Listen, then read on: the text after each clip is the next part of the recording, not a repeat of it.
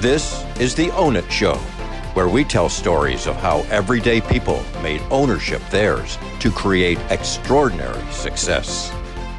Hey, everybody, welcome back to another week of the Own It Show, couch conversations, because that's where the best conversations are had. I'm Justin. And I'm Elise. Welcome to the show. And this week, if you're listening on a podcast listening platform, or if you're watching on YouTube, you can probably see the difference in my voice versus my emotional state. And my eyes are red, my eyes are puffy. Yes, I've been crying. Yes, I've been frustrated. Yes, I've been in a tough space emotionally. Why? Because I'm human. And at the end of the day, and that's what we're going to talk about today, is really kind of when things get tough, how your environment matters and why you build a foundation that matters. And the state that we're currently in our business is a state of scale. And for many people, that's an exciting place to be. For me, not so much. I found that the way that my brain works, the way that my mind works, is that it's a visionary. It's being able to lean into certain areas and really excel. Where I lack is in being able to categorize, being able to systemize, being able to bring things into integration. That an integrator is what I am not. And so as we've been going through this phase, it's been really tough and quite frankly, gotten really down on myself. And from a mindset standpoint, been sometimes hard on days to pull myself out. But being able to know that you have a partner in Elise and a wife that supports you, a business partner, a relationship partner that supports you, that loves you, that cares for you, that brings you through the tough times has been not only inspirational, but also necessary.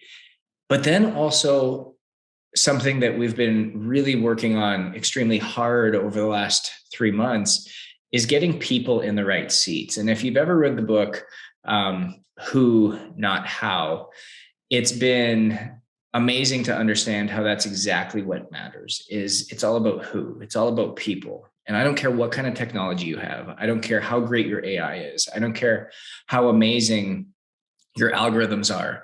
Nothing will ever be able to replace the connection of people. Nothing will ever be able to replace the value of relationships. And I can speak to that firsthand over the last 3 weeks of over the last 3 months of what that's been able to do for me in making sure that I had the integrators around me that were able to support the needs that needed to happen. I was able to bounce ideas off people that were able to then take them and run and start implementing them.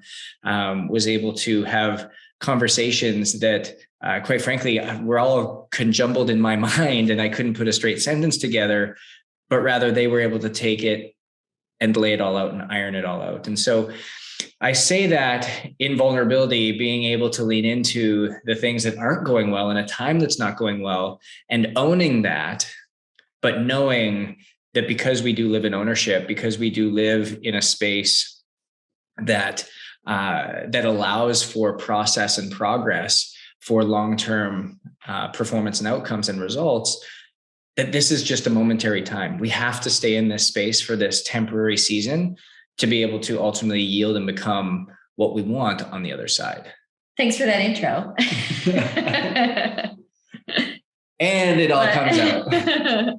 But thank you for sharing your vulnerability. And in a kind and loving way is even more important, because oftentimes when we feel like we're in a difficult space or things aren't clicking, it's really easy to get down on ourselves in a pretty demeaning way. And I know I've certainly done it. Justin has certainly done it. And I guarantee that you guys as listeners have done it as well. And sometimes it's nice to just be able to step away, give yourself a little bit of space, gain some perspective and say, you know what, this is not the worst thing in the world. I am going to get through this and things will get better. So as Justin was sharing, we're absolutely going through a time of scale.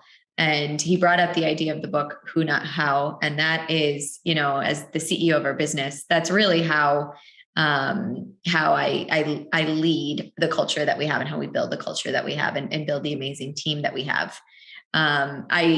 It's one of those things where you set out to say, you know what, I need this person or I need this to be done. And so often these people show up without even looking for them. Or, you know exactly who that person is. And you essentially manifest, like, I really want this person to come work with us. We had that happen to us recently, where I had said about 1.5 years ago that I was going to have this person come work with us. And now he accepted a full-time offer from us. And it's just one of those things that was a manifestation that ultimately turned into a reality. But when you lead with this who, not how mentality, it really allows you to, instead of taking the pressure and putting this massive pressure on your shoulders, saying, I'm the only person who can do this, I'm the only one who can build this, I'm the only one who can be successful at this, is knowing yourself so clearly to say, okay, here are my key gifts. This is what I'm really freaking good at. And this is what I'm going to excel at. And this is what I'm going to focus on. And those things that I'm not good at, I need to find the right people in the right seats where it is their flame, it is their passion, it's what they're really good at, and it's what they can excel at. Because the reality of it is if it's not your flame and it's somebody else's, they're going to do it a heck of a lot better than you ever would have done. Now, of course, as an entrepreneur, creating a startup with a small business, at times that can be easier said than done. When it, particularly in the seat of a CEO, somebody who's really figuring out, how do I make cash flow work? And there's a lot of options when it comes to funding, when it comes to extending your cash flow, when it comes to getting creative with who you bring on and how you bring them on and the timing that you bring them on, and approaching that in a really strategic, high level way, knowing that if you are bringing these people in, that it may feel like, a scrunched cash flow up front, but ultimately in the longer term, it's something that's going to pay you back in dividends. People is the number one thing that drives an organization, and investing in the right people at the right time is key. One of our mentors also said to me once that regardless of having an open position, if you find somebody who you're aligned with from a values perspective, who really gets what you're doing in your business and loves what you're doing in your business, even if you don't have an immediate position for them, bring them on. Find a way to bring them on in a consulting role, create a strong relationship with them, because there is likely going to be something in your business where they will be needed one day. So that's something that Justin and I live by. We have a massive internal community. We have a very large coaching team. We have so many consultants who work with us and who help us grow the business. And when it comes to times like these where it feels really, really stressful, it's so nice to know that we have a team that we can delegate things to. And that ultimately at the end of the day, although at times it might feel like it's all on our shoulders, it's really not. Because when you can do something with a team, it just makes it that much more exponentially greater. It's unique what Lee said. And when it comes to people being able to lean into their flame. And I've said often, somebody's problem is another person's purpose. And that could not have been more true in what we're going through now. And if we bring this back from not only business, but ultimately to life and how we exist and how we function, so often it's seen as the same thing. It's an obstacle. It's something that's not going immediately to our plan.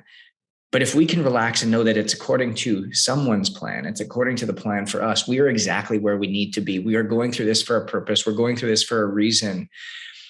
That faith is what allows me to be able to put my head on my pillow at night and sleep soundly, waking up in the morning, and then diving back into whatever issues or whatever struggles were there before.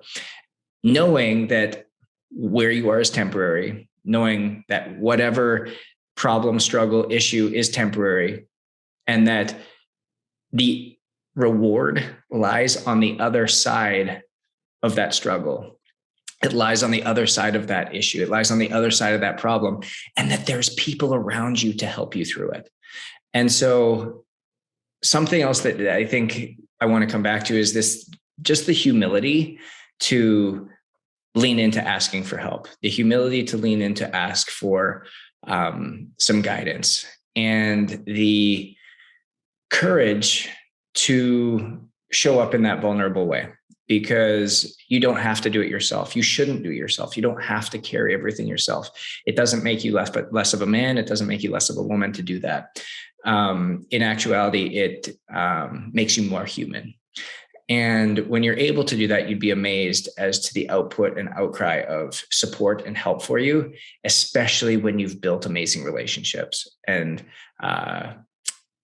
people that care about you around you. I think that's a mic drop moment right there. So guys, as you go forward, it's something, again, whether you're struggling with something in your life, whether you're struggling with something in your relationship, your business, your own self identity, all of these things are temporary. All of these things are here for a moment in time. And you're going to be on top of the world one day. You're going to have, everything's going to be going really well. Your relationship is going to all of a sudden seem like it's just taken a turn for the best, and you're going to be absolutely on cloud nine. And unfortunately, I hate to say it, that's temporary too. There's ebbs and flows to life. There's ebbs and flows to everything, but it's being willing to roll with those and be in them and be completely present in each one of those, knowing that it's according to the plan, but coming back to the process. And we talk about these controllables all the time, but things that are within your control, when we can control them, like our environment, like our relationships. Why is it so important to set the foundation and set them like a rock? Because when things get rocky, when things get tough, when things are not going well, that's the foundation that keeps us going. That's the reason why we were supposed to be there in the first place. And so as we go forward, remember that your problem is somebody else's purpose. So give somebody else the blessing of being able to lean into their purpose by communicating with them, asking them for help, and bringing them into your ecosystem to be able to support you through your troubled times so that you can get on the other side and realize the result that you want. Success is different, so own your different, and we'll see you next week.